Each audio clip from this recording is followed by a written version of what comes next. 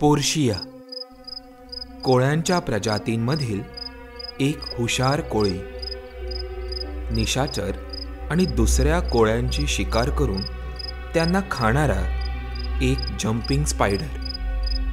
तीक्ष्ण दृष्टी ही त्याची खरी ताकद। हा कोळी इतका बुद्धिमान आहे की तो आपली शिकार युक्ती लढवून अगदी नियोजितरित्या करतो।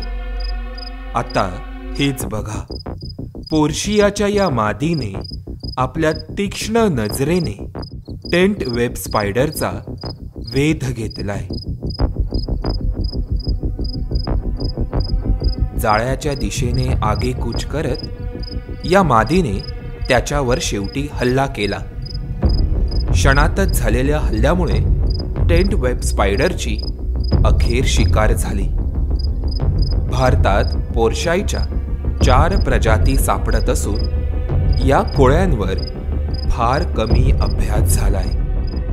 सायंटिफिक क्लासिफिकेशनमध्ये अरॅक्निड्स या क्लासमध्ये बऱ्याच प्राण्यांचा समावेश होतो, ज्यांना 8 पाय असतात, 8 डोळे असतात आणि त्यांचे बॉडी ह्या लेग्स एक सेगमेंटेड असतात। पुढे त्यांचा समावेश जनरली स्पायडर्स यांचा समावेश अरॅनी या क्लासमध्ये होतो, या ऑर्डरमध्ये होतो, ज्यामध्ये त्यांना 8 पाय असतात, 8 डोळे असतात आणि त्यांचे बॉडीचे विभाजन हे 2 भागामध्ये असते। आणि महत्त्वाचं म्हणजे वेब प्रोड्यूस करण्याची जी ॲबिलिटी असते ही स्पायडर्समध्ये असते।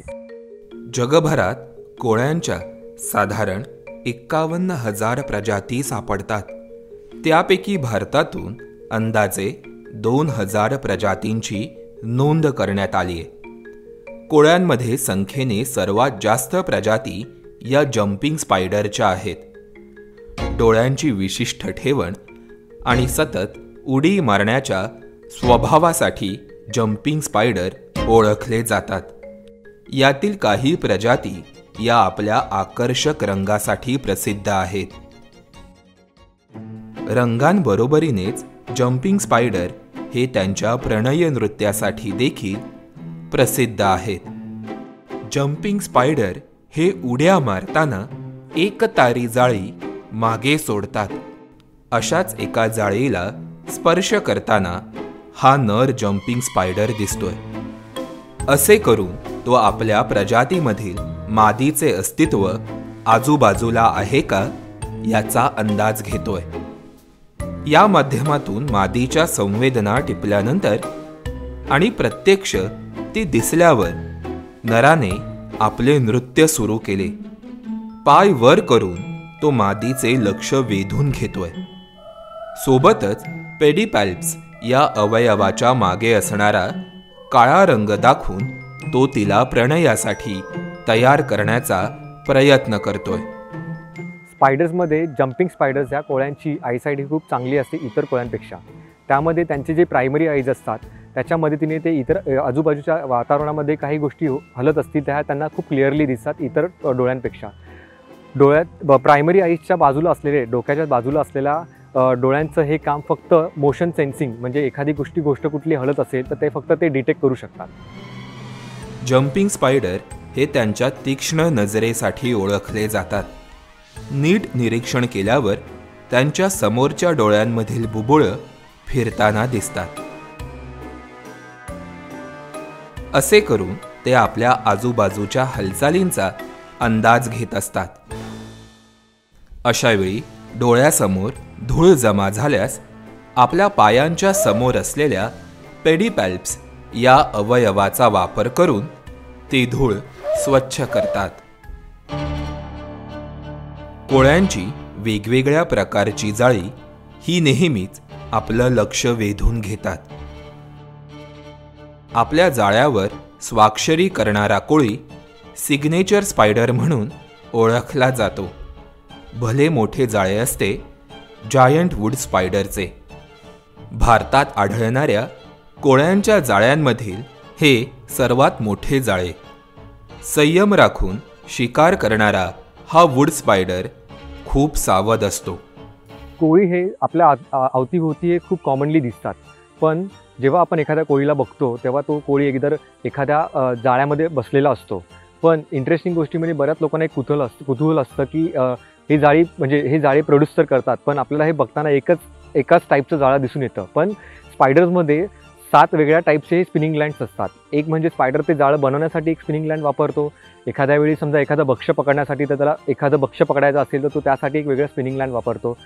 समजा एखाद्या फिमेलने अंडी दिली तर त्या अंड्यांना प्रोटेक्शन करण्यासाठी एक वेगळं स्पिनिंग लँड्स असतात.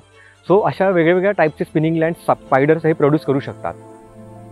फनल वेब स्पायडर हे जमिनीवर नळीसारखे जाळे विणतात. अशा वेळी जाळ्यामध्ये छोटा कीटक किंवा एखादी माशी अडकल्यास जाळ्यामध्ये कंप निर्माण होतो. वेळ न दवडता कोळी बाहेर येऊन त्यावर हल्ला चढवतो.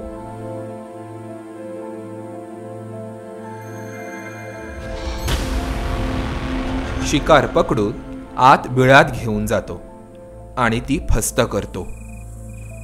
कोळ्यासारख्या दिसणाऱ्या मात्र आकारानं मोठ्या असणाऱ्या टेरंटुलाविषयी आपल्याला कुतूहल असतं.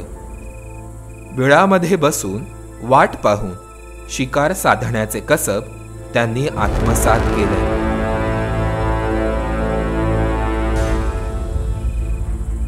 अशा या टेरंटुलामधील एक लक्षवेधी प्रजात आहे ट्रॅपडोअर स्पायडर. ट्रॅपडोअर स्पायडर्स हे मातीच्या ढिगाऱ्यांवरती बीळ तयार करतात. तर ते कसं, तर स्पायडर्स यांच्या फँग्सच्या वरच्या बाजूला रेस्टिलम नावाचा एक ऑर्गन असतो. त्या ऑर्गनच्या सहाय्याने ते खंडण्याचे काम करतात. ते एकदा बीळ तयार झालं की ते आतल्या बाजूला वेबिंगच्या सहाय्याने ते कव्हर करतात, जेणेकरून ते वेदरप्रूफ आणि वॉटरप्रूफ असते. एकदा ते झाल्यानंतर स्पायडर्स हा त्याच्या बिळाच्या वरच्या बाजूला ते दरवाजा तयार करतात आजूबाजूचं मटेरियल यूज करून, ज्याच्यामध्ये पालापाचोळा असेल, बारीक काट्या असतील, आणि ते वेल कॅमोफ्लॅज दिसतं, जेणेकरून इतर प्रेडिटर जे असतात त्यांना ते स्पॉट करणे खूप अवघड जाते. ट्रॅपडोअर स्पायडरचं बीळ हे जमिनीवरील अधिवासात मिसळून जातं. ट्रॅपडोअर स्पायडर बिळाच्या दरवाजाभोवती बारीक जाळे पसरवून ठेवतो. भक्ष्य त्या जाळ्याच्या संपर्कात आल्यावर दरवाजाच्या तोंडावर बसलेला ट्रॅपडोअर कंप आणि संवेदनांच्या माध्यमातून भक्ष्याच्या आकाराचा अंदाज घेतो. भक्ष्याचा आकार मोठा जाणवल्यास तो हल्ला करत नाही. मात्र भक्ष्य हे पकडण्याच्या क्षमतेचे असल्यास तो दरवाजा उघडून त्यावर हल्ला करतो. काही वेळा संधी हुकते, मात्र दरवेळीच असं घडत नाही.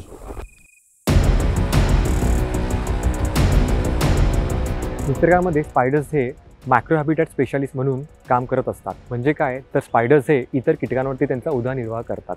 ते as a natural paste controller म्हणून काम करतात. तसेच स्पायडर्सला महत्त्वाचे धोके म्हणजे जमिनीची धूप, हॅबिटॅट लॉस, जंगल तोड किंवा इलिगल पेट ट्रेड्स या गोष्टींचा महत्त्वाचे धोके हे स्पायडर्सला आहेत. कोळी या प्रजातीवर आता सखोल अभ्यास होणं गरजेचं आहे. त्यांचे अनेक स्वभाव आणि विष यांच्यावर अजूनही अभ्यास झालेला नाही. म्हणूनच हा जीव आजवर संवर्धनाच्या मुख्य प्रवाहात आलेला नाही.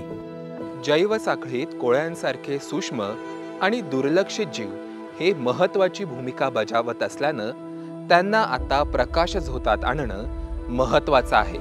तुम्हाला आमचा हा व्हिडिओ कसा वाटला आम्हाला नक्की कळवा. धन्यवाद.